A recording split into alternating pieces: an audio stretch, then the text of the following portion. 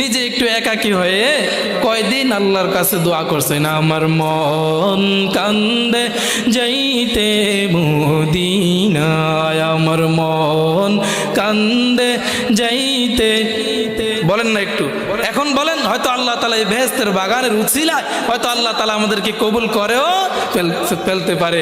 আমার মন কান্দে যাইতে মদিনায়, আমার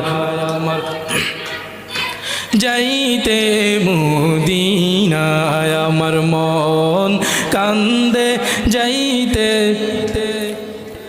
গরিব আমি বাংলায় বাড়ি, গরিব আমি বাংলায় বাড়ি, কেমনে যাব মদিনায়, আমার মন কান্দে যাইতে মদিনায়, আমার মন কান্দে যাইতে মদিনায়, আমার মন।